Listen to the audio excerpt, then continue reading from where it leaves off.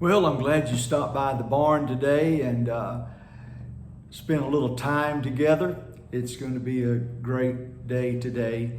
I hope you had a great 4th of July and Independence Day weekend and that you're refreshed and ready to go again. During this time of the year, we think a lot about freedom. And our freedom is certainly a great blessing from God and a tribute to those who have given their lives that we may have freedom. There is no freedom without a fight. I'm just telling you, no freedom without a fight. I want to be talking for the next few weeks on freedom and battles and how do we live free and how do we live an abundant life. I want to go to the book of Judges. Joshua had led through the book of Joshua and conquered, and then we come to the book of Judges, and I want to read you 3 verses in the first chapter of the book of Judges. Now, after the death of Joshua, it came to pass that the children of Israel asked the Lord, saying, "Who shall go up against the Canaanites first to fight against them?" And the Lord said, "Judah shall go up. Behold, I have delivered the land into his hand." And Judah said unto Simeon, his brother, "Come up with me into my lot, and we will fight against the Canaanites, and I likewise will go with thee into thy lot." So Simeon went with him. So I want to talk about this particular 3 verses to start with, opening up this series. Faith, okay? It takes faith. If you're going to live in freedom, it's going to take a fight, and that fight is going to take faith. So we find that Israel had a flawed faith. Judah had a flawed faith, and I want us to look through that today. Flawed faith always responds with fear. Joshua had died, and Joshua's always died, okay? We may think that someone comes along and nobody could ever do what they did, but Joshua's always died. But God's vision and plan doesn't. God's vision and plan remains. So Joshua has died. They did have the wisdom to inquire of the Lord before they started trying to conquer more of the land. And they inquired of God. And God told them what to do. Now, here's the thing. It's one thing to find the direction. It's another thing to have the faith to obey that direction. Okay? So it's great. Let's pray. Let's ask God what He wants us to do. But then sooner or later, it's going to require faith for us to follow the instructions that God has given us in our lives. So this is what happens. God says, you know what? Send Judah up. And Judah says, you know what would be a great idea if Simeon, he goes to Simeon and says to Simeon, "Hey, would you go up with me? I mean, we could have a great team here. We could do some teamwork here. We're brothers together. And man, God could use both of us and get the glory for it. And by the way, if you help me fight my lot, then when it comes your time, Judah will help you fight your lot." And it'd just be a beautiful thing and a great picture together, right? Well, common sense would tell you that 2 is better than 1. That both of them going up together would be better than one of them going up alone. The problem comes in with this. Common sense is often the Christian's curse. Are you saying common sense is bad? I'm not saying common sense is bad.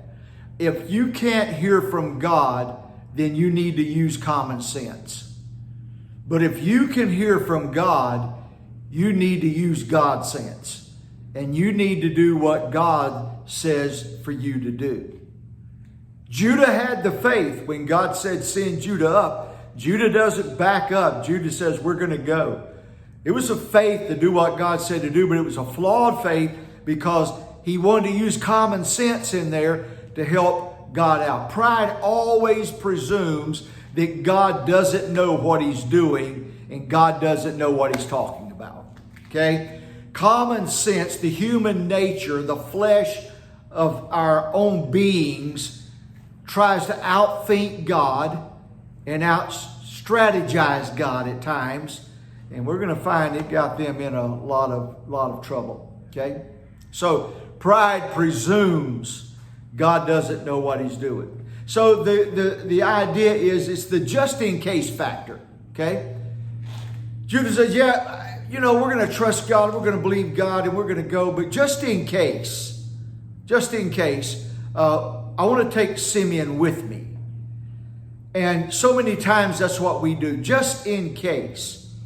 Americans are obsessed with insurance. We have insurance for everything. We have insurance for our health, insurance for our lives, insurance for our boats, insurance for our houses, insurance for everything. But you know what? We can never have an insurance policy to cover us in our assignment that God gives us. Because here's what we know. Our insurance insults God. When I say to God, I'm going to do it, but I'm going to get so-and-so to help me. And God didn't tell me to do that. And, I'm going to do it one day when I get a little better shape. And I'm going to do it, but I'm going to get an insurance policy. An insurance policy is a total insult to God.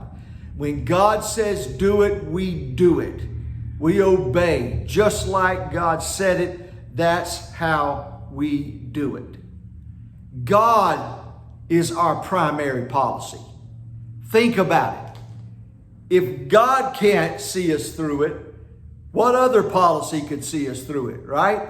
None. So this was Judah's flawed faith in the beginning of this conquest was, I believe, but I don't believe. I trust you, God, but I really don't trust you completely. And we're going to find it gets him in a terrible mess. 3 things I want to leave you with today. They conquered from coast to coast until they got to the valley. When they got to the valley, they found the enemy had iron chariots, very equipped army. And they choked and went around them and left those Canaanites in the valley. We're going to leave them right there. We'll deal with them another day. Here's the other thing I want to tell you. Sooner or later, your faith is going to be tested. This victory was great. That victory was great. Man, we conquered here. We conquered there. But keep moving through the land. And you're going to come to a place where your faith is tested beyond your own ability to see it happen. You are going to have to rely on God.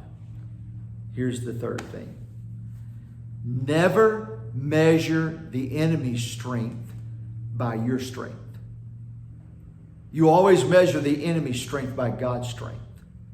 In myself, I can't do it. So if I look at the circumstances and the enemies that I'm facing, and I say, I can't do it. I've got to take somebody with me. I've got to do. That means I'm seeing the enemy through my strengths compared to his. And that isn't reality. The reality is that I compare the enemy's strengths with God's strengths. And greater is he that's within me than he that's within the world. We're talking about living in total freedom. Thank you for being a part of this today, the Bible in the Barn, and I will see you next week. We love you. May God richly bless you.